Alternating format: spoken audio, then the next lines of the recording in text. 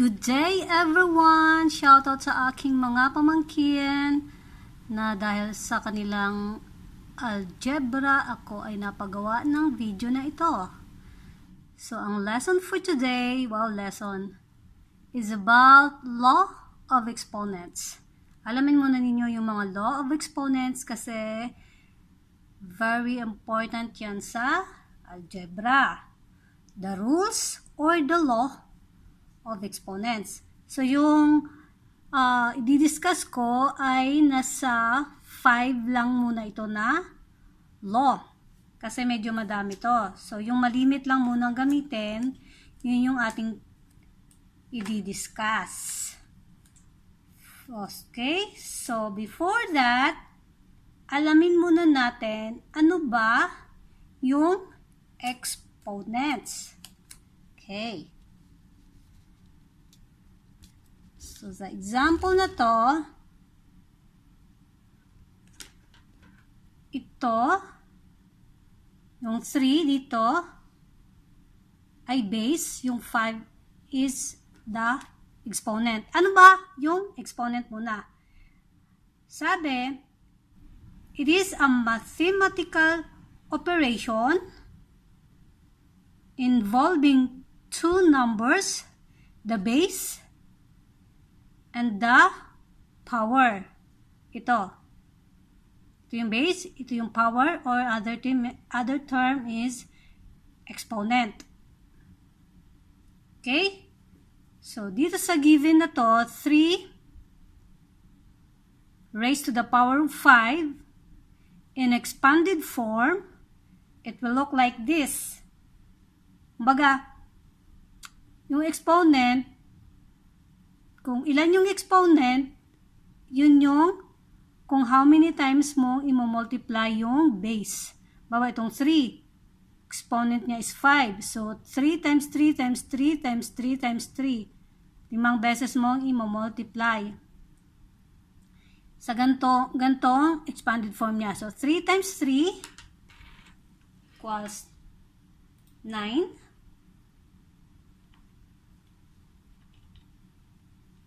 Equals 9 siya, no? Times 3 mo uli. Diba? 3 times 3 equals 9. Yung 9, i-multiply mo into 3. So, that's 27. I-multiply mo yung result ng 3 times 3, 9 times 3, 27 times 3 equals 81. 81 times 3 equals 243. Okay? Example. Again, dito. Ito yung 5. Ito yung base. Ito yung 4. Ito yung exponent niya. Parang 5 raised to the power of 4. So, parang 4 na beses mo i-multiply yung 5. Yan ang expanded form. Ganito siya. 5 times 5 equals 25 times 5 equals 125 times 5. 125 times 5 equals 625. So, ganyan. Ganyan ang exponent. Okay? So, punta na tayo dun sa law of exponents. First, dun tayo sa multiplication na rule. So, dito sa multiplication, ito yun, x a power times x b power equals x, tapos ipag-add mo yung exponent. At mali ang ating given rule. Okay, sorry. A plus B po iyan, ha? A plus B. Kumbaga parang in multiplication rule, kapag same yung base, kokopyahin mo yung base, keep the base, and then add the powers. Okay? So, for example,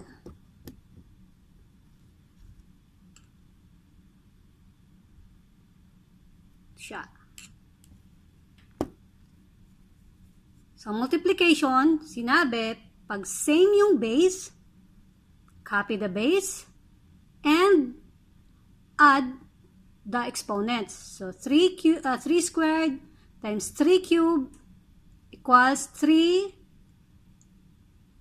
Add the exponents. 2 plus 3 equals 3 to the power of 5. Or kung simplify mo pa yan, 3 times 3 times 3 equals 27. Okay? Pinapakita ko lang dito yung base dito sa given na rule. Okay? Pwede mo pa yang ma-simplify into 27. 3 times 3 times 3. Okay. Again, example. Dito ay tumingin na. Ito yung sa multiplication rule natin. Base is the same.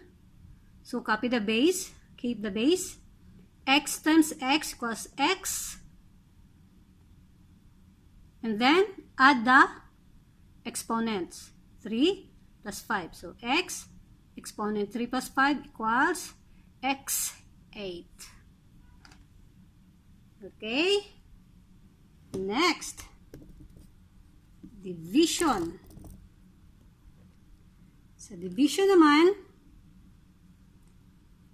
x to the power of a and x to the power of b equals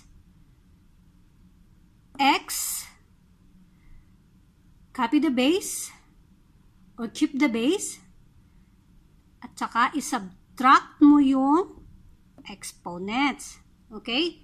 Sa division. Sa multiplication kanina, copy mo yung base at ipag-plus mo yung exponents. Sa division, pag same yung base, copy mo yung base and ipag-minus yung exponents. Okay? For example,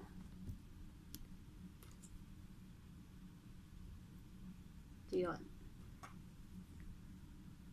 8 to the power of 5 divided by 8 raised to the power of 3 equals, ang sabi sa rules, copy the base and subtract the exponent. So, 5 minus 3 equals 8. 5 minus 3 equals 2. So, 8 to the power of 2 or 8 times 8 equals 64. Okay. Next naman, yung may variable. Y to the 5th power, y to the 3rd power. Ang sabi, copy the same base. Kung same yung base, ikokopya. And then, ipag-minus yung exponents. So, 5 minus 3 equals y to the 2nd power. Kasi 5 minus 3 equals 2. Yun yung sa division. Okay. Next, power of power rule. Ito. X to the power of a, nakalagay sa parenthesis, times power of b equals x a times b. Ibig sabihin, yung exponent dyan, ipag-multiply. Okay? Sa power of power rule. Sa addition kanina, yung exponent, sa multiplication kanina, ang exponent pinag-add. Sa division naman, ang exponent pinag-minus.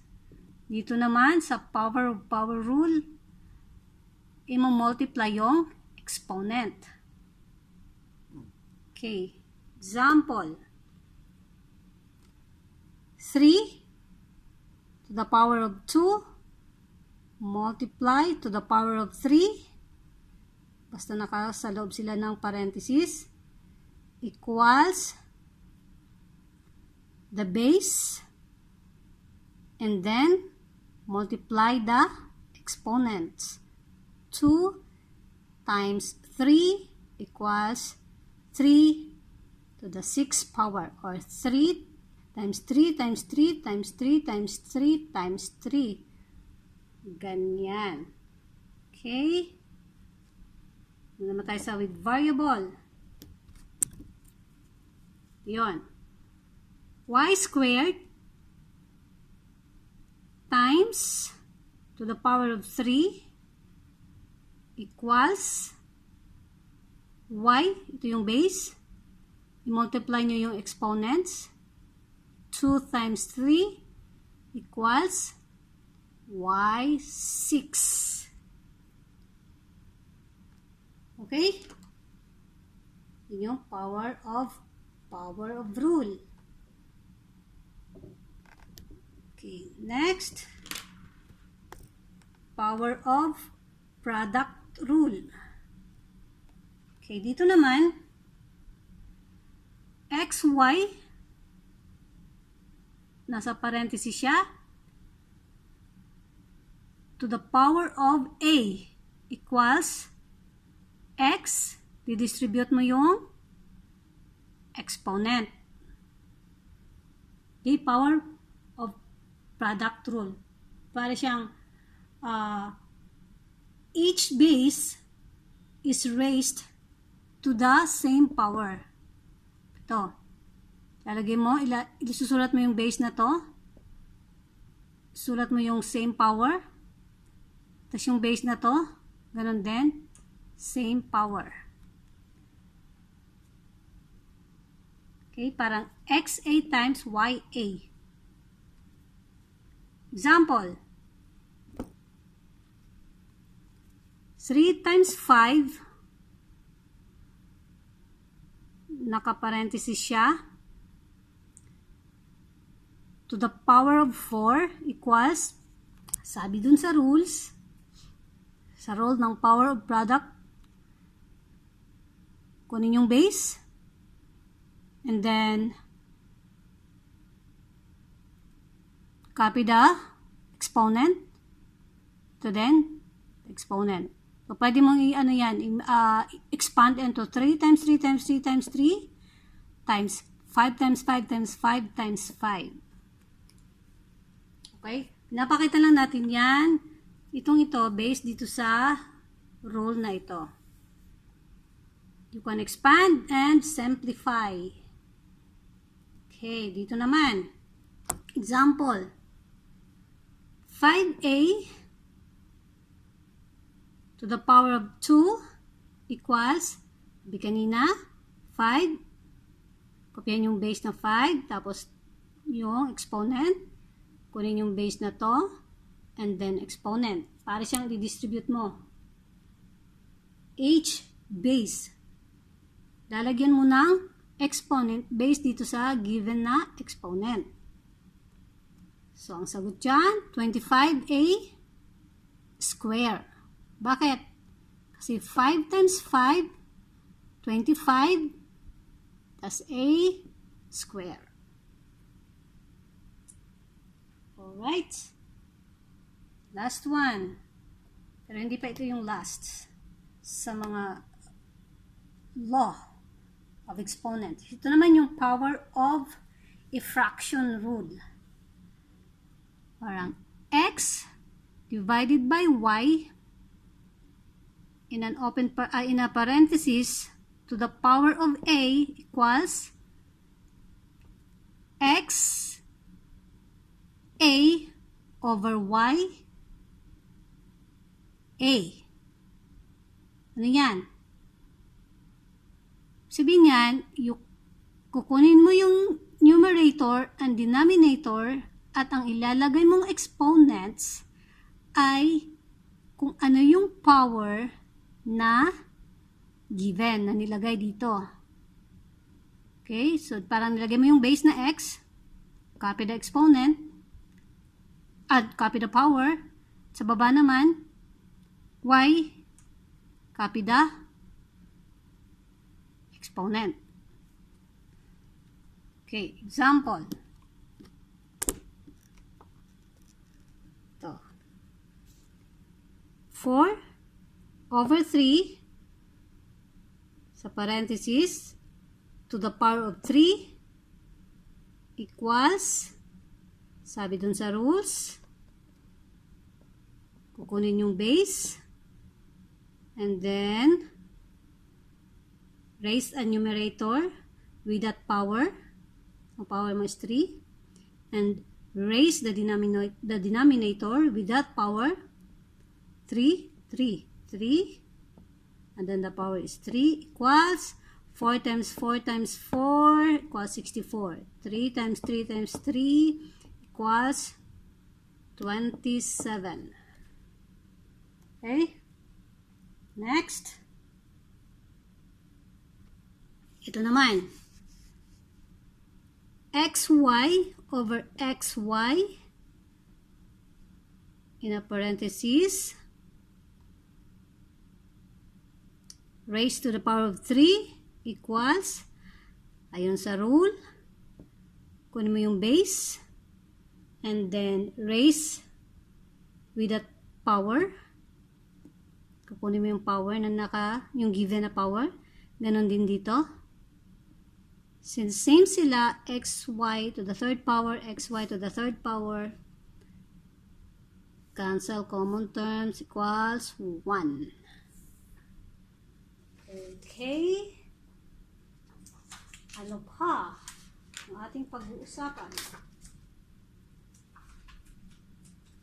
So, meron muna tayong pag-usapan natin yung invisible one. Okay. Pag-usapan naman natin yung invisible one dahil nagagamit din ito palagi. Ano ba yung mga invisible one na yan? Invisible ones. So, invisible ones, makikita yan sa coefficient, exponent, and denominator. Parang ganito yan siya. There are 3 invisible ones. Kung may, halimbawa, yung base or a variable, may nakalagay dyan na x. Meron yan invisible one na exponent and coefficient na 1. And denominator na 1. Bigyan tayo ng example. For example, the invisible one. Okay. Here ya. Invisible ones. Example. Dito makikita mo yung variable a plus 5a equals 6a. Bakit siya 6a? Kasi meron tong invisible one na coefficient. So, 1 plus 5 equals 6. So, 6a. Meron dito ang invisible one. Next naman, na example natin, x plus 2x plus 3x. Bakit siya naging 6x? Kasi, itong x na ito, meron yan dyan na 1 na invisible. So, 1x plus 2x plus 3x equals 6x. Ang dami mong x. Next. Sorry. Okay. Dito naman. 5y minus y equals 4y. Bakit siya 4y? Kasi itong y na ito, meron yan invisible 1 dyan. So, 5 minus 1 equals 4. Next, 3b plus 5b minus b. Bakit siya 7? Kasi 5 plus 3, okay, 8 minus 1, yung invisible dito na 1, equals 7b. Okay? Next.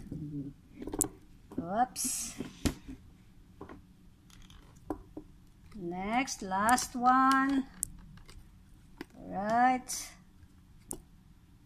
Lapit na tayo matapos. Ito naman. X times x squared equals yung rules natin kanina sa multiplication. Copy the base x, yung exponent, meron siyang invisible na 1. Exponent na 1. Kuha. 1 plus 2 equals x3. Okay? Nakuha nyo? Yung invisible, meron siyang invisible dito na exponent. Since 1x times 1x equals 1x. So, dito is x na ilalagay natin dahil invisible yung kanilang mga 1. That is considered 1x. So, x lang ilalagay natin.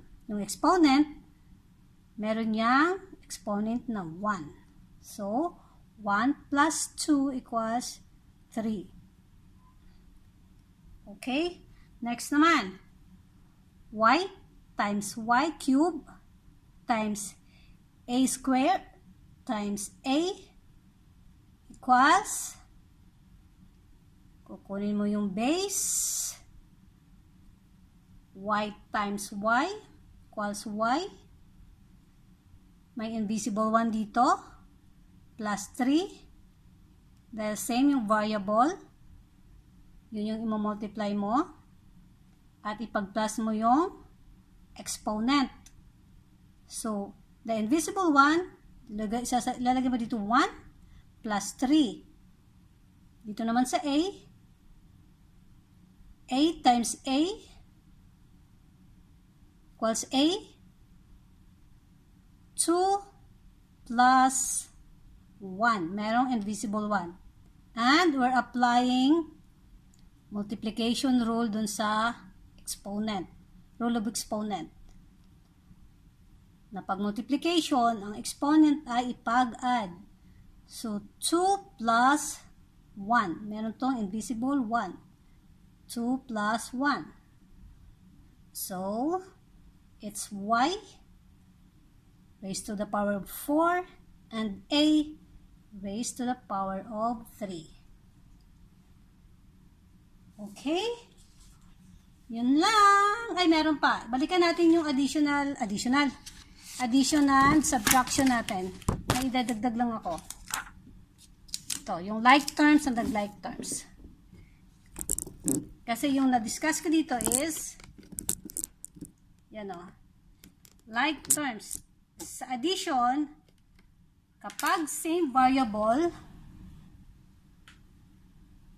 and same exponent, same variable, same power, yan yung like terms. Pero kapag same variable but different yung power, unlike terms yan. So, do not combine. Hindi sila pwedeng ipag-combine. Okay? Okay lang na different yung coefficient as long as yung variable and the exponent are the same, then you can add. You can combine.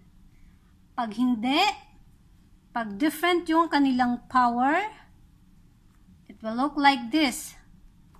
Diba dito? 2x plus 3x. Ito yung like terms. Magkapareho ng variable and the power. Different coefficient but same variable and same power. Yung variables nila. Dito naman,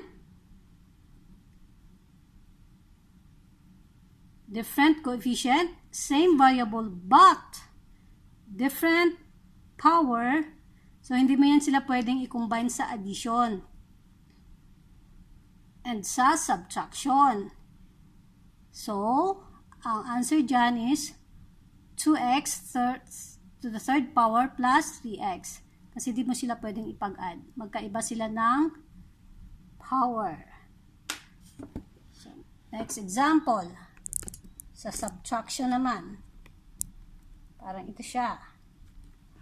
4n minus m minus 8n minus 2n to the second power minus 2n equals, hanapin mo yung magkakatulad na variable and same din ng power. Yun lang ang pwede mong ipag-add or ipag-minus or ipag-combine.